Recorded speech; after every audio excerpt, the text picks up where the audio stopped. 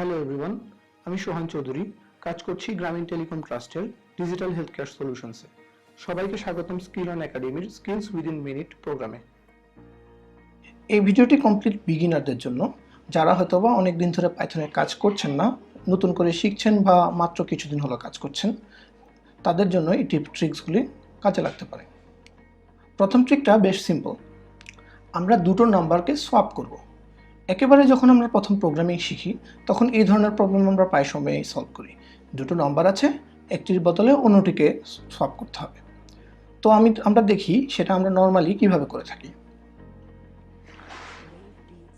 সাধারণত আমরা যখন কোড করি তখন দেখা যায় আমরা প্রথমে কথার কথা দুটো ভেরিয়েবল আছে, x এ 5, y এ 7।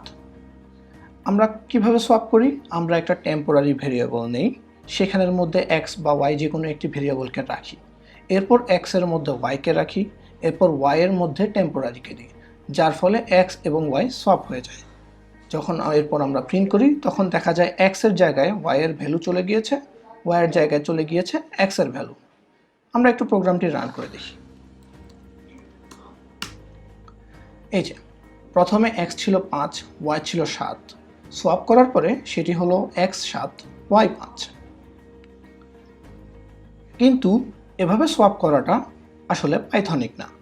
পাইথনে দুটো ভেরিয়েবলের ভ্যালু সোয়াপ করা আরও অনেক সোজা। কিভাবে? আমরা এই যে টেম্পোরারি ভেরিয়েবল, সেটির কোনো প্রয়োজনই নেই। আমরা সিম্পলি লিখব x, y equal to y, x। Simple, তাই না? এখানে যা হচ্ছে x এর মধ্যে y এর ভ্যালু চলে আসছে এবং y এর মধ্যে x এর ভ্যালু চলে আসছে, অর্থাৎ সোয়াপ হচ্ছে। তবু আমরা রান করে নিশ্চিত হয়ে দেখি। নাইস। অর্থাৎ কোনো রকমের টেম্পোরারি ভেরিয়েবল ছাড়াই আমরা x এবং y কে সলভ করে ফেলছি। এটি কিভাবে সম্ভব হয়েছে? এটি সম্ভব হয়েছে পাইথনের টাপল ফিচারের কারণে। এর আরও ডিটেলস জানতে চাইলে পাইথনের টাপল নিয়ে সার্চ করে শিখে নিতে পারেন। সবাইকে ধন্যবাদ পুরো ভিডিওটি দেখার জন্য। ভিডিওটি ভালো লেগে থাকলে লাইক, কমেন্ট অ্যান্ড শেয়ার করুন এবং স্কিল অন একাডেমির স্কিলস উইদিন মিনিটের সাথেই থাকুন।